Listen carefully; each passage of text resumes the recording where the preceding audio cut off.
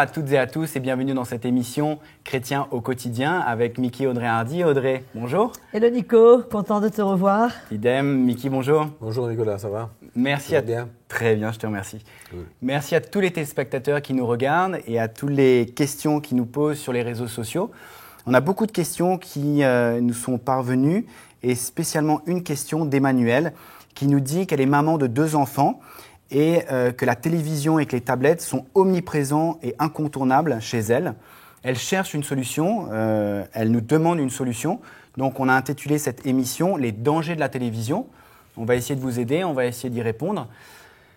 Mickey, est-ce que tu peux nous aider pour répondre à cette question et en général sur les dangers de la télévision? Oui, on va essayer de développer un peu ce sujet qui est intéressant. Parce que la vie des chrétiens est attaquée, si on peut dire, menacée par tout ce qui se voit à la télévision. Et c'est important que le chrétien réalise qu'il fait face à des attaques. Et je vais peut-être lire un verset dans l'épître de Jean qui va peut-être essayer de nous éclairer un petit peu. C'est dans la première épître de Jean au chapitre 2, le verset 15 nous dit « N'aimez point le monde, ni les choses qui sont dans le monde.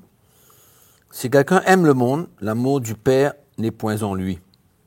Car tout ce qui est dans le monde, la convoitise de la chair et la convoitise des yeux, et l'orgueil de la vie ne vient point du Père, mais vient du monde. » Tu savais qu'il y avait la convoitise des yeux? Nous savons tous qu'il y a la convoitise de la chair. Et l'apôtre Jean ici parle de la convoitise des yeux. C'est-à-dire que ce que nous voyons peut déclencher en nous beaucoup de réactions. Réactions qui nous poussent, bien sûr, vers Dieu ou vers le péché.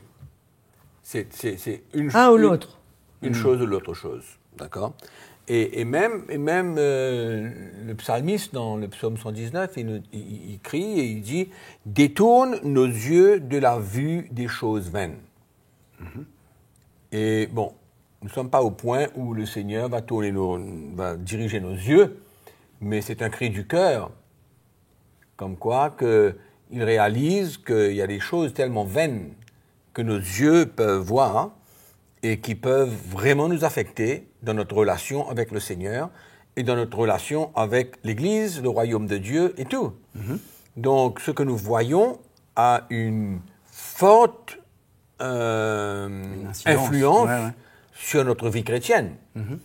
Alors, comme la télévision, nous savons ce qu'elle produit aujourd'hui, 95% de ce que nous voyons comme programme aujourd'hui, que je dis 95%, je dis un pourcentage très élevé. Bon, on parle de la télévision séculaire, là, on ne parle pas de la télévision chrétienne, on parle de la télévision séculaire. Oui, parce que la télévision séculaire, bien sûr. Donc, il y a tellement de violence sur la télévision, des scènes obscènes, la sexualité dans tout son mauvais sens. Il y a la musique mondaine et il y a tout. Et finalement, tout est déguisé. Tout ça vient du diable. Tout ce qui est derrière vient du diable. Et donc, souvent, le chrétien ne réalise pas que ce qu'il voit est en train de l'affecter spirituellement. Et en même temps, il est en train de nourrir sa chair et pour l'emmener à... Souvent, peut-être qu'on ne le réalise pas, mais nos pensées aussi, on peut arriver à revoir et revivre ce que nous avons vu. Beaucoup de scènes, c'est connu que beaucoup de scènes que nous pouvons voir sont imprégnées dans notre mémoire et dans notre intelligence. Et c'est sûr que ça peut revenir. Et je pense que tu y a un truc que tu n'as pas mentionné. Emmanuel disait que avait l'impression que c'était une 5e personne dans sa maison. Exact. C'est ce que ça disait. Et je pense que les dangers de la télévision, si on prend le thème, il y a 3 catégories de personnes concernées. C'est le couple, donc les adultes, les ados, les jeunes en croissance et les enfants. Puisqu'on se dirait, bon, quand on voit les dessins animés, on se dit, ben, écoute, c'est cool pour mon enfant, il peut regarder les dessins animés. Mais si on voit la base des dessins animés aujourd'hui, mais c'est de la folie. C'est rempli de monstres, de magie, de démons. Ça prône, ça encourage les pratiques homosexuelles. C'est pas clairement dit, mais c'est tout fait pour déboussoler un enfant. C'est tout fait pour. Après, on s'étonne que les enfants peuvent aller au lit le soir. Et ils ont peur avant de dormir. Mais ils ont vu que des monstres, ils ont vu des dragons, ils ont vu. Et même toutes les bandes dessinées aujourd'hui, c'est absolument corrompu. Donc, il n'y a plus rien pour les enfants. Maintenant, les ados, n'en parlons pas, puisqu'ils ont accès à tout. Et comme on disait justement, la préparation du programme, les publicités. Qui est-ce que, allons dire qu'il y a un bon petit programme, son enfant regarde, mais qui est-ce qui est à l'abri de la publicité qui va passer dans la seconde d'ensuite? Qu'est-ce que ça montre? Donc, finalement, même pour le couple, bon, il y a certains maris qui sont accros au foot. Ou au sport en général. Au sport.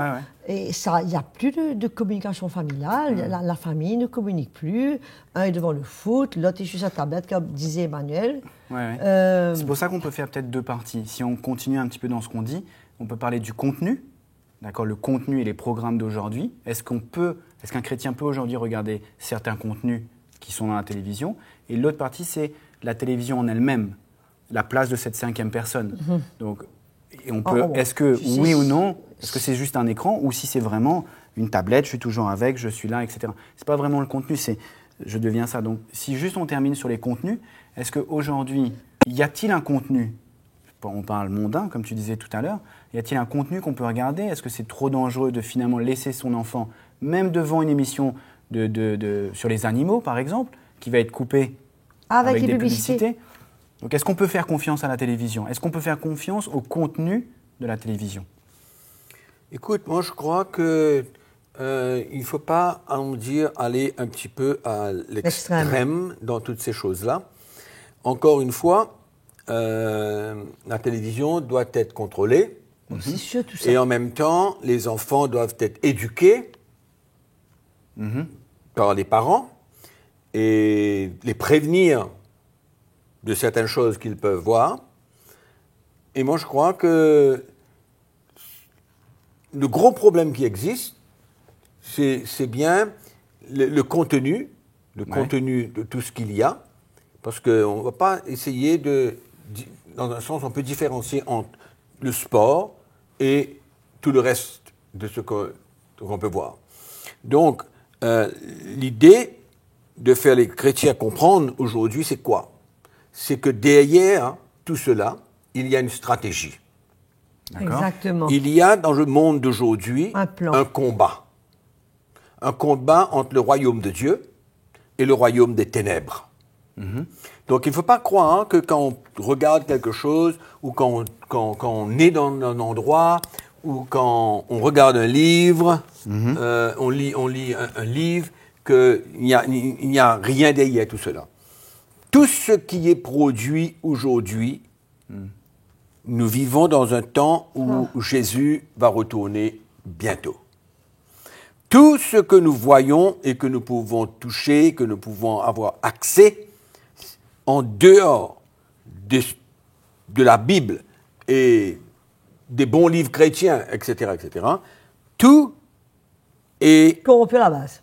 Non seulement corrompu à la base, tout vient du diable.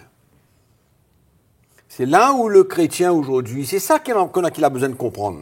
Parce que souvent, il se fait piéger par une petite histoire, par un truc même, on faudrait parler des enfants. Des bandes dessinées. Qui regardent des bandes dessinées, des dessins animés, tout ça. Mais qu'est-ce qu'il y a derrière? C'est ça qu'on a besoin de comprendre, le combat qu'il y a. C'est un combat.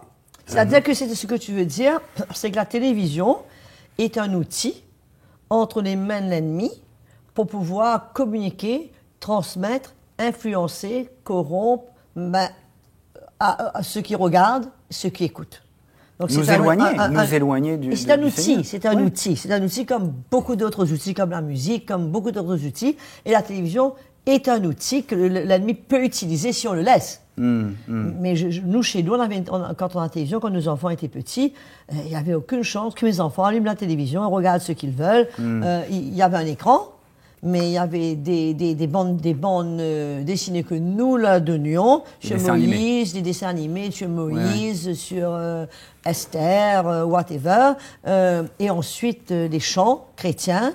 Elles n'avaient pas le droit, nos filles, de faire ce qu'elles voulaient, s'asseoir devant une télévision toute la journée, puisque déjà à cette époque, quand elles étaient petites, on était quoi, les années 75, 80, mais c'est pas hier, mais déjà à cette époque, on n'était pas prêt à faire confiance à laisser nos filles voir n'importe quel programme et avoir une télévision allumée 24/24 chez nous et que à tout bout de champ, elles voient des choses. Les choses évoluent, le monde évolue. Très vite. La musique évolue. Pourquoi? Parce que nous vivons dans les derniers temps.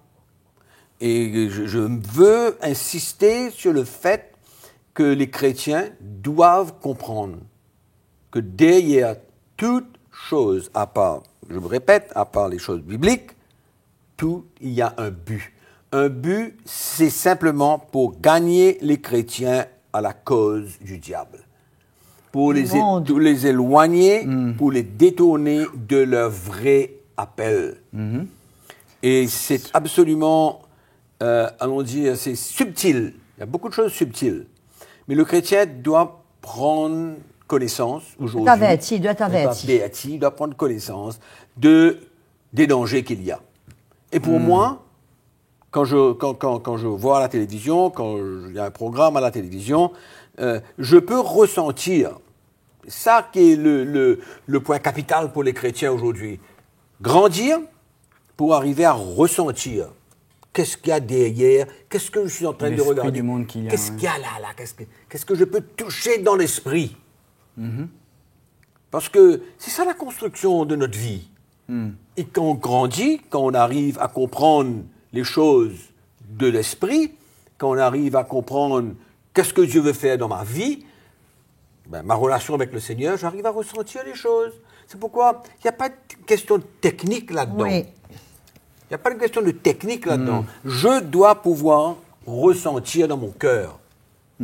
Est-ce que ça me fait du bien, ça me fait du mal? Qu'est-ce qu'il y a derrière? Quelle influence que ça a sur ma vie? Le chrétien doit pouvoir arriver à faire ça. Il doit pouvoir arriver. Mais le problème, c'est que peut-être la majorité ne peut pas. Il faut dire qu'il y a des films chrétiens.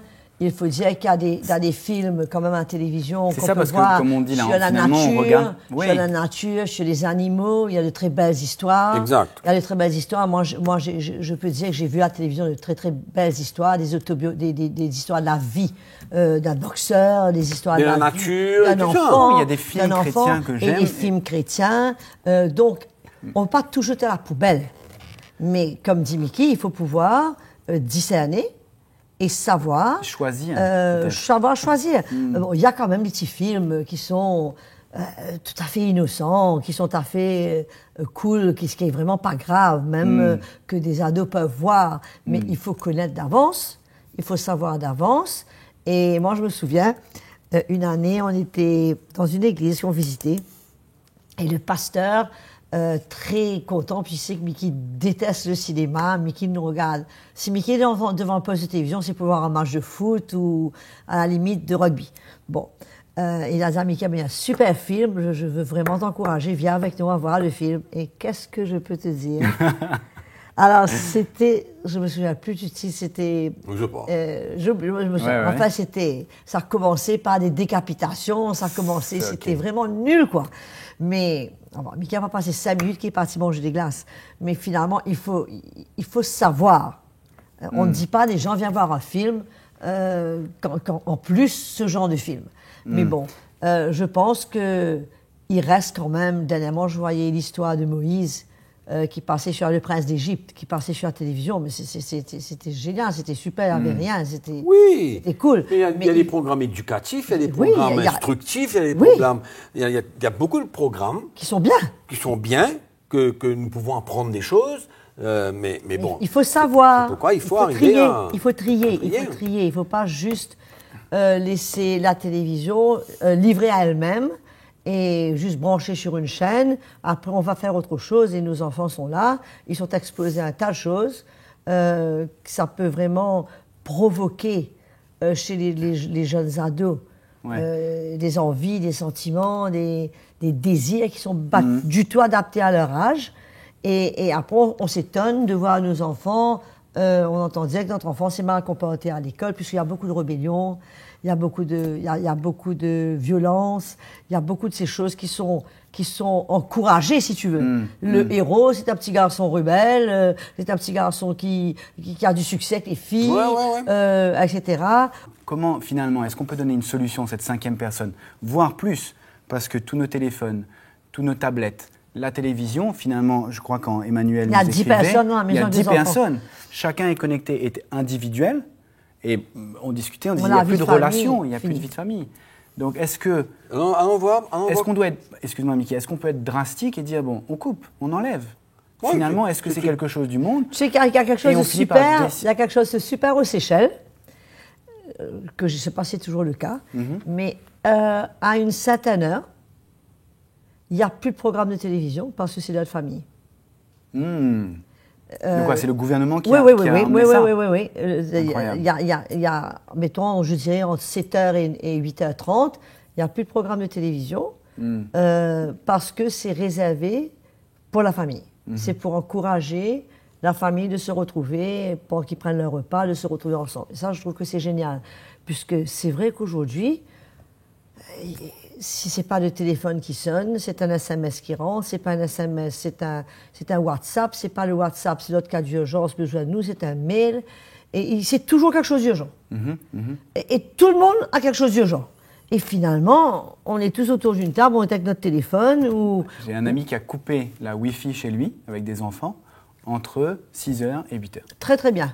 Plus de Wi-Fi, plus de connexion.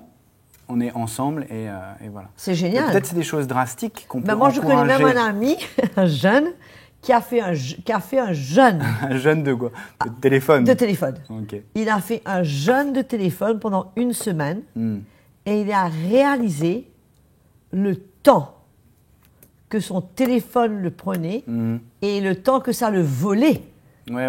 Et au fait, ce qu'il s'est dit, à chaque fois que je vais pas mon téléphone, je prends la parole de Dieu. Il a fait ce jeûne-là.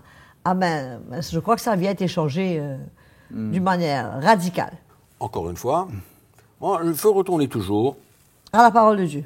À l'évangile. Non, à la relation qu'on doit avoir avec le Seigneur. La relation qu'on doit avoir avec le Seigneur, c'est ça qui est important. Tu vois, si ma vie est en train je vois que je suis pas en train de progresser, que je vois que tout ça, c'est une question de ma relation avec le Seigneur, où j'en suis, qu'est-ce que le Seigneur veut de ma vie, et encore, qu'est-ce qu'on a besoin d'entendre? Quel est l'évangile qu'on a besoin d'entendre? C'est ça qui va dicter notre vie. C'est ça qui va gérer notre vie. C'est ça qui va nous conduire. C'est ça qui va nous guider. Mais si on est laissé à simplement à écouter un évangile il n'y a pas de compromis, il n'y a pas de confrontation, il n'y a rien, c'est pas clair.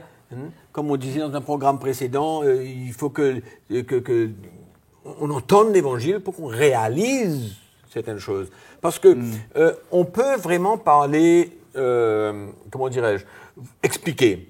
Tu peux expliquer, ça c'est pas bon, fais attention, c'est pas bon, fais attention. Tu feras ça, tu feras pas ça. Mais si le chrétien lui-même n'arrive pas à un moment donné dans sa vie où il réalise que ça, c'est pas pour moi. Ça, c'est pas pour moi. Et puis voilà. Prenne une décision à chaque fois. Exactement. On dit, Parce qu'autrement, finalement, qu'est-ce que tu es en train de faire? Tu es en train de vouloir gérer la vie des gens.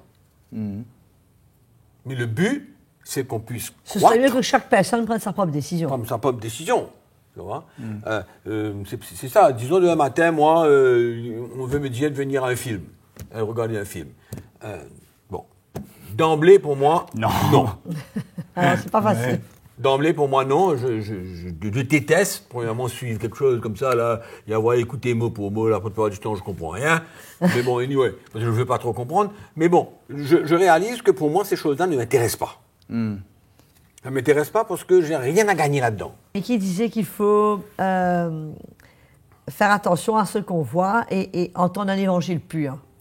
Pas plus tard que hier, notre petite fille est venue nous voir avec, elle voulait absolument nous montrer quelque chose. Elle nous a montré un extrait d'une prédication, je ne dirais pas de qui, mais cette personne qui a utilisé l'Ancien Testament où c'est dit que quand le Seigneur dit vous ne vous ferez pas de tatouage pour les morts. Elle a pris les passages pour les morts. Et après notre passage où c'est dit, Dieu a dit, vous allez tatouer mon nom sur vous. Pour venir maintenant conclure que le tatouage est totalement de Dieu et que notre nom est tatoué sur la main du Seigneur. Okay. Et même comment le Seigneur, où elle a tiré ça dans Ésaïe, je ne sais trop quoi, que le Seigneur disait de percer les oreilles. Elle est venue donc donner une licence à tous ceux qui écoutaient, pour le tatouage, et du reste, elle va se faire tatouer, elle-même personnellement, j'appartiens à Dieu, et une licence pour le piercing. Donc, où est-ce qu'on va? Et là, je parle d'un gros programme de télévision chrétienne. On parle de liberté. On parle de liberté, et on parle qu'il ne faut pas mettre la loi sur les gens, donc les gens sont libres de faire telle et telle chose. Et moi, ma réponse a été tellement claire, dans le sens que je dis, on peut prêcher la liberté, mais si on prêche la liberté sans un message de la croix qui nous fait c'est une catastrophe. Comprendre ce que Dieu veut faire dans notre vie et tout ce que ça veut emmener, et la position qu'on doit prendre et l'attitude qu'on doit avoir, s'il n'y a pas ce genre de message, ben on va entraîner les gens dans une liberté qui va finalement... Une liberté de la ils chair. ne vont pas pouvoir reconnaître oui, entre le plan du diable, entre les stratégies de l'ennemi, entre notre affinité avec le monde et finalement notre appartenance avec le monde. Donc, il y a toutes ces choses-là qui sont en jeu. Ce que tu disais, ils ne reconnaîtront pas l'esprit du monde qui est derrière, l'esprit voilà, qui quelque... C'est pourquoi je disais, même tous ceux qui écoutaient cette personne et tout le reste... Applaudissez, se mettez debout et tout. Donc, ce qu'on regarde dans la télévision et tout ça, il faut que chaque chrétien puisse... On peut expliquer 14 000 choses. Mais la solution pour les dangers de la télévision, la solution, c'est quoi? C'est de grandir et de pouvoir discerner et de pouvoir diriger sa vie, être conduit et dirigé par l'Esprit de Dieu. Et c'est là où il va nous conduire dans les voies du Seigneur. Nous séparer de ces choses. On va comprendre les choses clairement. Que les chrétiens prennent position sur cet outil et qu'ils puissent prendre position et dire... Encore une fois, qu'ils contrôlent l'outil et que l'outil ne les contrôle pas. Exactement. Tu ne veux pas jeter la télévision. Il faut simplement arriver à contrôler cet outil. C'est-à-dire que ce soit pour nos enfants, que ce soit même, tu sais, Ben et Sébastien, des films avec les enfants et les chiens, les échanges. Il y a de très beaux films pour les enfants aussi. Mais du moment que tu gères l'outil, que ce n'est pas l'outil qui te gère. C'est pareil comme l'argent. Tu dois gérer l'argent et pas l'argent qui te gère et qui te contrôle. C'est la même chose. Oui, pour répondre à Emmanuel, c'est ça que je voulais dire. C'est qu'il y a la télévision et il y a tous les tablettes ou outils, finalement. Un, qu'elle puisse décider quand on regarde, quand c'est allumé. Et deux, qu'elle puisse choisir ce qu'elle regarde. Mais il y a son mari. Mais c'est difficile parce qu'il y a son mari et quel est le... Je comprends cette question et... Allons-y, pour pouvoir gérer tout ça. Ouais. Gérer, savoir quoi faire, quand faire, que faire avec. Moi, je dis, il y a des programmes sur l'Internet, il y a des programmes à la télévision que le chrétien va pouvoir bénéficier. Bénéficier, écouter un évangile qui va pouvoir le conduire, le guider, lui montrer ce qu'il est et ce que Dieu veut faire dans sa vie. Un message, où Dieu veut l'emmener. Où Dieu veut l'emmener. Le message de la croix de Jésus-Christ va finir par gérer la victoire du chrétien. C'est là où est la solution. Tout ça, c'est une éducation spirituelle. On parle d'éducation, des enfants et tout ça, des trucs qu'on fait dans la maison, tout ça c'est très bien, pas de problème. Mais l'éducation spirituelle. Au moment donné, mes enfants, quand il y avait quelque chose qu'elles voyaient à la télévision, elles étaient horrifiées. Elles-mêmes horrifiées. Donc c'est là où on a besoin d'emmener le chrétien. Enfants, adolescents. Notre petite fille, hier, elle était... Quand elle a vu nous montrer ça, elle nous a dit, c'est pas possible. Elle me dit, regarde ça, écoute ça. C'est pas croyable. Et pourtant, elle est jeune, elle a 21 ans. Donc, mais déjà, en elle sait que c'est pas ce qu'elle veut entendre, c'est pas ce qu'elle veut. Si on veut arriver à avoir une victoire, il faut arrêter de prendre les choses et d'essayer d'emmener des théories, essayer d'emmener des techniques, essayer de faire des choses dans le naturel. Ça peut nous aider un petit peu, on est bien d'accord, comme des décisions que nous devons prendre, etc. Je suis d'accord. L'important. Emmanuel, comme tous les chrétiens, moi, toi, Audrey, moi pareil. On grandit, on écoute un message continuellement, comment on appelle, le fondement même de l'évangile. On reçoit la parole de Dieu, on grandit et on finit par être clair, savoir où on est, où on va, où on ne va pas. C'est la même chose. Je choisis d'aller au bar, je choisis d'aller en discothèque, je choisis d'aller là, je choisis d'aller là. Donc, c'est ça la clé. La clé, c'est de grandir spirituellement, l'éducation spirituelle. Sinon, notre vie est trop mélangée. Il y a trop de mélange dans notre vie. Il y a trop à bout du monde, à bout de la religion, à bout de ce qu'on était avant, à bout de notre culture, à bout de... L'évangile, c'est une épée à double tranchant. Elle sépare l'âme, l'esprit et de la moelle. Elle sépare. Elle emmène la vérité clairement et elle expose tout ce qui n'est pas de la vérité. Je me souviens, mes 2 filles à la maison, je me souviens quand regardait par exemple un programme d'enfant ou un programme de quoi, et au moment donné, il y avait peut-être un garçon qui embrassait une fille, il y avait l'autre qui disait « Allez, on ferme les yeux !» Donc finalement, tu vois, quand tu grandis dans une atmosphère où tu es guidé, tu es conduit dans des choses spirituelles, au moment donné, l'enfant réalise que c'est pas bon pour elle. Peut-être qu'à un moment donné, au départ, elle ne sait pas trop, mais à un moment donné, quand tu arrives à donner ta vie à Christ, tu comprends tellement où tu es. Donc c'est ça l'important pour moi. C'est mon avis, c'est l'évangile, c'est notre état. Manuel et Emmanuel, j'espère qu'on a répondu, qu'on a essayé de répondre à ta question. 2 choses pour résumer. Danger de la télévision, l'outil même. Oui. Si elle peut emmener, comme tu disais Audrey, on ne sait pas, ton mari, mais peut-être décider les moments où on regarde la télévision, les moments où on est connecté, les moments où on fait les choses. Et deuxième chose, faire attention au contenu de la télévision, aux publicités, les contenus.